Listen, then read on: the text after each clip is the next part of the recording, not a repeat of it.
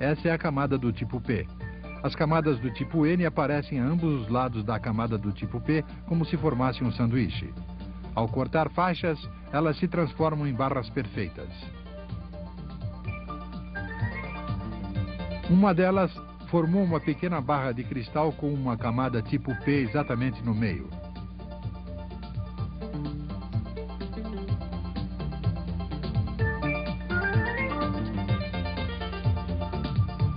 Ligando eletrodos a cada camada de sanduíche NPN, o processo está terminado. Este é um transistor incrementado. Com a tecnologia atual dos semicondutores, cortar barras perfeitas de cristal não representa nenhum problema. Os cortadores de diamante de alta velocidade podem fazer esse trabalho com precisão. Entretanto, logo depois da guerra, Hiroe Osafune, pesquisador da NSC Corporation, não tinha como comprar ferramentas para cortar o germânio porque não dispunha de fundos para pesquisa. Procurando uma forma de cortar o germânio, ele uniu um cortador a um amolador que tinha sido jogado fora em uma fábrica. Era uma substituição que se quebrava com facilidade e que tinha sido endurecida com pedra de amolar utilizando um agente colante. Quando se pressionava o germânio contra o cortador giratório, o cortador quebrava em pedaços. Para se protegerem das bordas cortantes dos fragmentos quebrados, os pesquisadores se embrulhavam em pano antes de fazer o trabalho.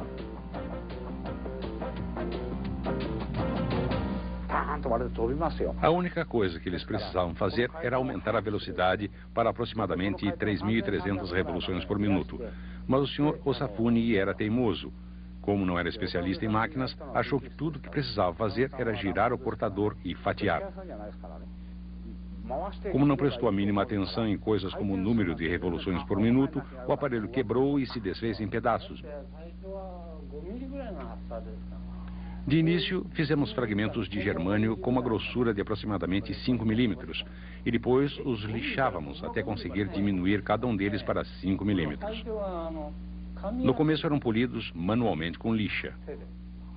Quando se faz isso, os dedos da pessoa chegam a sangrar.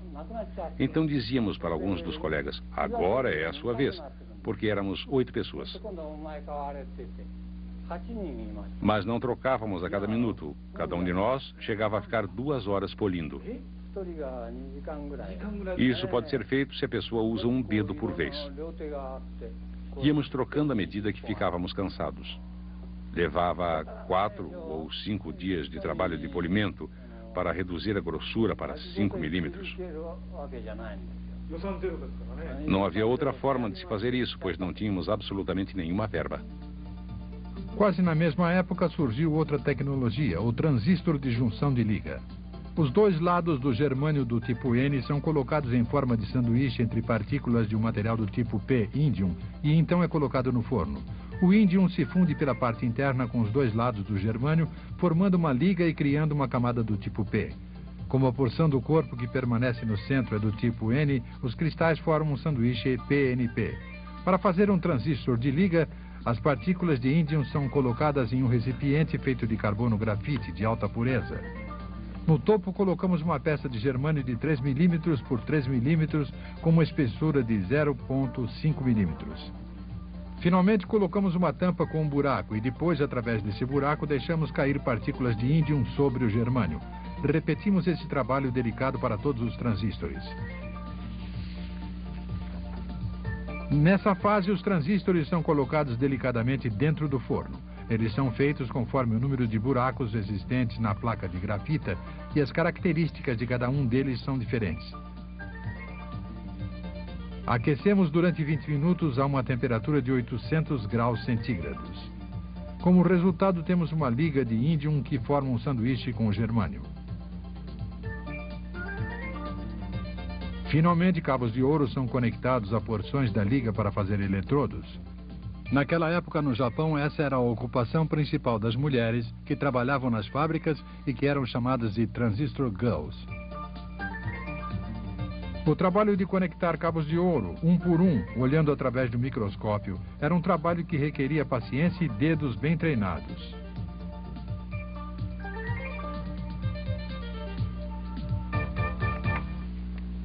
Em maio de 1952, os laboratórios Bell organizaram um simpósio e tornaram pública a tecnologia dos transistores.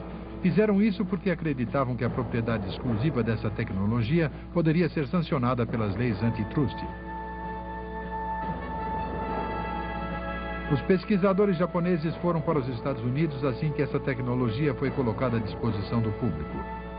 No entanto, quando terminou a fase da pesquisa e começou a fase da produção em série, os pesquisadores japoneses enfrentaram mais uma vez muitas dificuldades porque não possuíam o know-how necessário. Esta é uma fábrica da AT&T Western Electric. Na época, Western Electric era uma fábrica que trabalhava com os laboratórios Bell. Naquela época, todas as fábricas norte-americanas recebiam cordialmente os pesquisadores japoneses que vinham para os Estados Unidos. Como essa indústria estava apenas começando, todos se ofereceram para que os japoneses fizessem visitas às fábricas. Ninguém imaginava naquela época que os japoneses poderiam vir a ser fortes competidores no setor de semicondutores. Logo depois, as empresas japonesas começaram a procurar parceiros para conseguir know-how técnico. Hitachi assinou um contrato com a RCA. Estes são antigos dados confidenciais. A pessoa que foi para os Estados Unidos fez alguns desenhos muito precisos. Naquela época, não podíamos tirar fotografias porque era proibido usar câmera. Por outro lado, esses detalhes não eram fornecidos nas publicações da RCA. Foram descritos diversos assuntos, como know-how mais detalhado, as razões para se fazer o produto e coisas semelhantes. A razão de conservar estes documentos é o fato de que algum dia foram considerados da maior importância.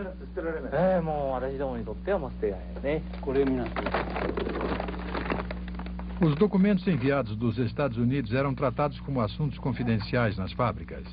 O Safune, que trabalhava para a NEC, tinha sempre um caderno de notas no bolso para registrar tudo o que via, ouvia e pensava e que depois enviava para a matriz. Não são só esses. Outros, sobre know-how industrial, ainda estão arquivados. Seus rascunhos e gráficos eram transformados em explicações e desenhos detalhados no seu quarto de hotel. Na sua opinião, todo esse material serviria de base para a construção de componentes quando ele voltasse para o Japão.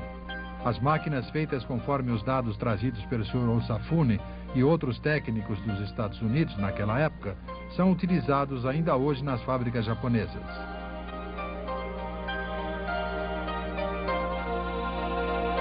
O Japão tinha entrado na era da eletrônica. Os transistores não eram apenas utilizados para fins familiares, sendo também incorporados em produtos de consumo. A era da produção em série tinha começado no Japão. Confiando nas possibilidades futuras dos transistores, a Texas Instruments, uma empresa especializada em equipamento para perfuração de petróleo, com sede em Dallas, Texas, contratou Gordon Thiel, que trabalhava para os laboratórios Bell. Thiel foi bem sucedido em desenvolver o transistor com base em silício para a Texas Instruments. Isto permitiu que a empresa entrasse no setor dos semicondutores. Utilizando este transistor, Regency desenvolveu um rádio de bolso. Em 1945, quando foi lançado no mercado, seu preço de venda era de $49,95. Sales aproveitou a popularidade do rock and roll na época. Houve vendas da ordem de 100 mil unidades, fato sem precedentes no mercado americano. O lugar da Texas Instruments no setor dos semicondutores estava garantido. Esta é a sede atual da Sony, que domina o distrito de Gotanda, em Tóquio. Na época, o nome da empresa era Tokyo Telecommunications Engineering Corporation. A companhia lançou o primeiro radiotransistor no mercado japonês um ano depois da Texas Instruments. O preço de venda era de aproximadamente $52,45. Utilizava um transistor de germânio do tipo incrementado. A empresa começou a fabricar este transistor depois de ter comprado a patente básica e os direitos de fabricação da Western Electric. Embora a Western Electric vendesse os direitos de patentes, não vendia o know-how de fabricação. Assim, a Sony teve que desenvolver sua própria tecnologia. Devido à falta de tempo, a Sony começou a produção em série sem fazer qualquer tipo de diferenciação entre os testes de fabricação e a produção. Em 1955, o mambo tornou-se um gênero musical muito popular no Japão. Portanto, o rádio transistor foi recebido com entusiasmo pela juventude que adorava os ritmos latinos. O resultado da tecnologia de fabricação era que apenas 5 de cada 100 transistores fabricados tinham condições de serem utilizados, corroborando a opinião dos técnicos da Western Electric, que acreditavam que os transistores incrementados não deviam ser utilizados em rádios. Vamos ver como são fabricados os transistores incrementados. Quando o galho é introduzido nos grãos de cristal, forma-se nos cristais uma fina camada do tipo P. Ao se acrescentar antimônio, formam-se os cristais do tipo N, que formam, por sua vez, uma camada do tipo P no meio. Os problemas com o antimônio acontecem durante a retirada. Ele se quebra e a camada do tipo P que está no meio desaparece ou fica muito fina. Esta camada do tipo P que vemos aqui foi invadida pelo antimônio e está quase sumindo. Mas se for feita com uma espessura maior para protegê-la, suas características não serão adequadas para utilização na fabricação de rádios. Foram feitas experiências com fósforo, mas nos dados dos laboratórios Bell consta que sua natureza invasiva era similar à do antimônio. Os especialistas que consultaram estes dados chegariam à conclusão que utilizar fósforo é exatamente o mesmo que usar antimônio. Diriam que não vale a pena fazer mais tentativas. Mas os cálculos foram feitos com apenas uma casa decimal. A decisão a ser tomada era se esses dados eram ou não confiáveis. Como eu só acredito na realidade, continuei tentando achar uma solução eu mesmo. Quando se fazia uma liga de fósforo e estanho e se colocava lá dentro, a invasão parava de repente e aparecia uma camada do tipo P de espessura visível. Mais tarde, quando o tempo para a introdução da liga foi diminuindo, a camada tornou-se mais fina. A produção em série começou imediatamente. Como confiavam no seu sucesso, a liga de fósforo e estanho foi introduzida. Ninguém tinha dúvida de que isso funcionaria.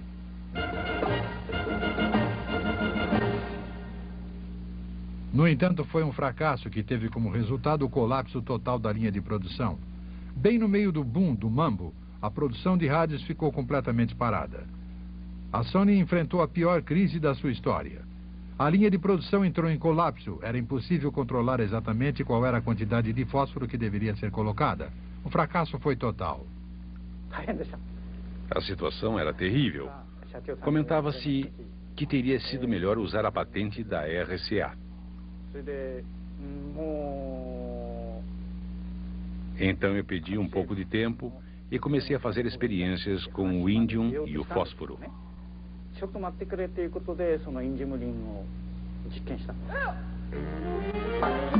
O que acontecia com a liga de fósforo e de estanho é que a densidade do estanho era muito grande e que a quantidade de fósforo que entrava não se fixava.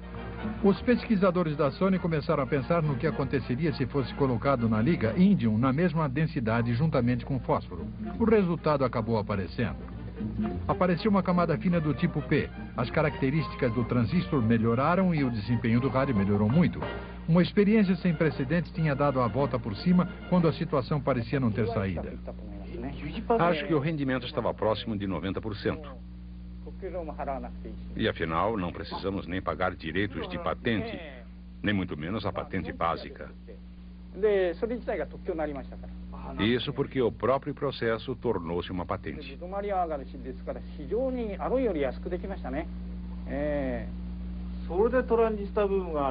Dessa forma, resolvemos o problema do rádio de transistores da Sony.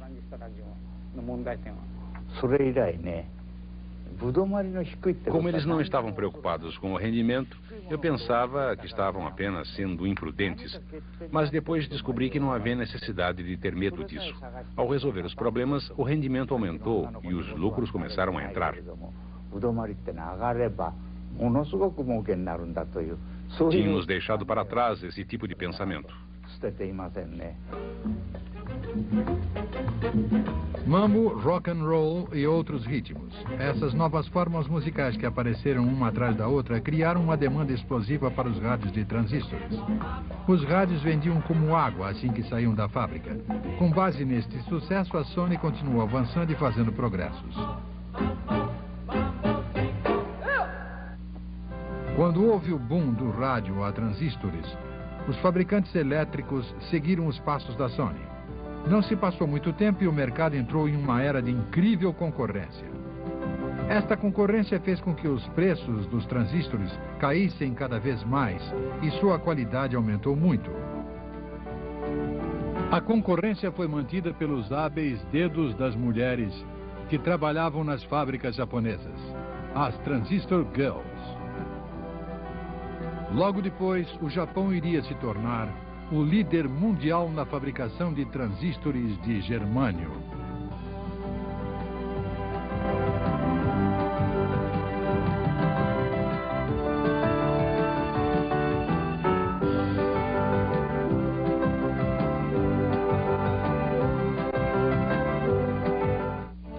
Este programa teve o apoio cultural da Livraria Cultura. É fácil encontrar o livro que você quer.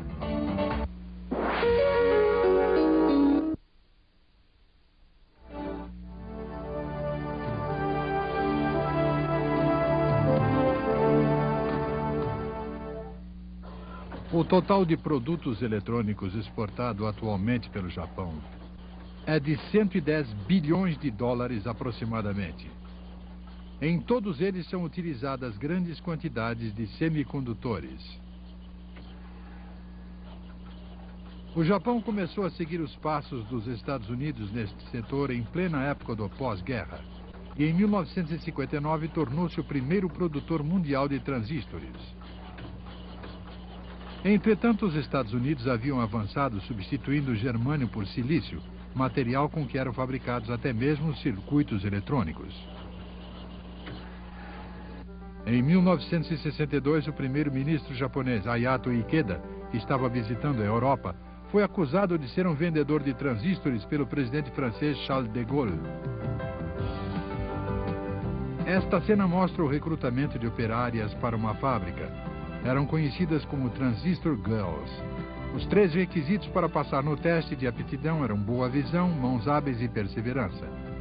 Moças pacientes provenientes do interior eram recrutadas em grandes quantidades.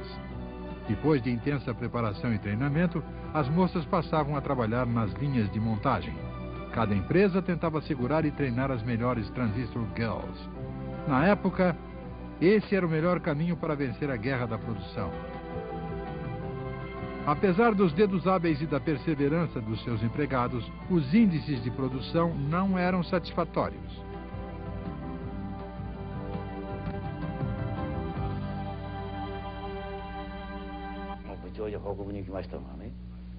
Fui informar o chefe do departamento que o índice de produção de ontem tinha sido 3%.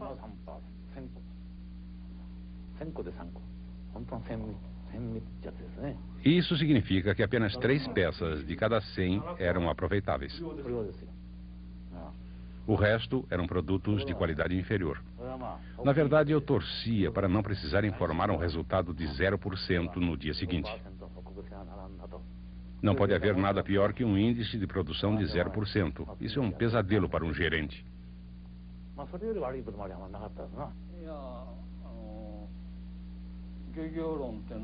A indústria dos semicondutores foi comparada à da pesca pelo fato de nunca sabermos quantos peixes vão cair na rede até que ela seja retirada da água. Também foi comparada à agricultura, porque se o tempo for ruim, as colheitas também o serão. Os resultados da colheita são ruins, especialmente no verão, quando a temperatura e a umidade têm índices elevados.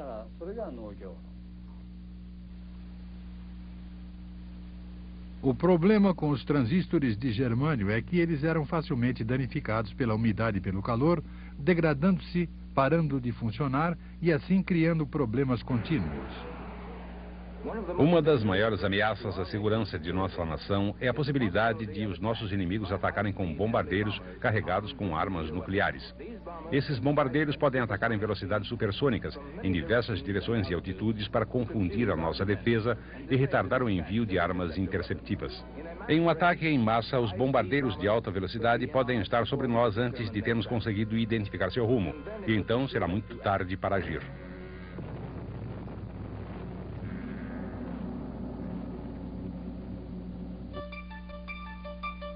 As deficiências dos transistores utilizados nos computadores militares eram um grande problema. Durante a Guerra Fria, a procura por um material estável para substituir o germânio passou a ser uma tarefa urgente para os Estados Unidos. O silício não é muito sensível ao calor e, ao contrário do germânio, que é um material escasso, pode ser encontrado em toda parte. Os laboratórios Bell, cujos cientistas trabalhavam para desenvolver um transistor de silício, passou a ser o centro desta pesquisa. Para compensar os problemas do silício, entre eles o fato de ser altamente ativo, foram feitas aqui diversas experiências, como, por exemplo, o método de recobri-lo com uma película de óxido. Carl Frosch e Lincoln Derrick achavam que a única forma de se manipular o silício era recobrindo sua superfície com uma película protetora e, portanto, estavam procurando material que pudesse formar uma película bem forte para ser colada no silício. Em princípio, excluíram o oxigênio. Na sua opinião, se fosse utilizado o oxigênio, que tem facilidade para sintetizar com outros materiais, a oxidação não se deteria na superfície e permearia o silício por completo. Mas a ligação do oxigênio ao silício passaria a ser o fator-chave para a sua utilização. Este fato foi descoberto por acaso após a ruptura acidental de uma válvula. Acho que não sabíamos isso na época. Não sabíamos mesmo. Acho que ninguém percebeu que aquilo era uma grande descoberta. Mais tarde, obviamente, os laboratórios Bell fizeram uma publicação afirmando que aquela descoberta foi uma das bases de toda a técnica dos circuitos integrados. Sem isso, não seria possível fazer um circuito. Seria impossível.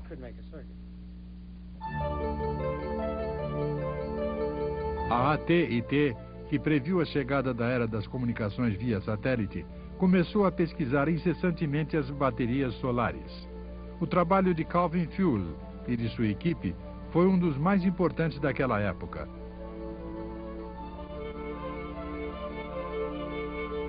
Fuller descobriu o método de difusão da fase de gás. Finalmente, essa descoberta levaria a um ponto decisivo na tecnologia dos semicondutores e faria surgir a indústria moderna do setor.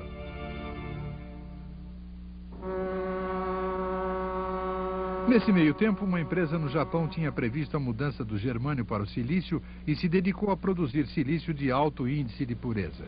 A High Silicon Company está situada no porto de Okaishi City, município de Mie. A empresa dedica-se a refinar silício para ser utilizado em semicondutores. Com uma produção de 90 toneladas desse material, é o maior produtor mundial. Isto é silício metálico em forma de pó procedente da Noruega. Seu grau de pureza é de 98%.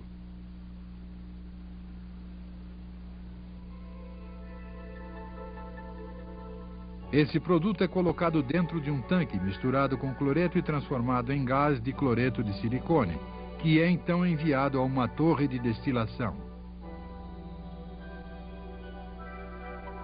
Enquanto o gás circula continuamente, as impurezas vão sendo retiradas até que o gás passa a ter um elevado grau de pureza, com um conteúdo insignificante de impurezas de 1 parte por 100 bilhões. Depois, este gás volta para o estado sólido.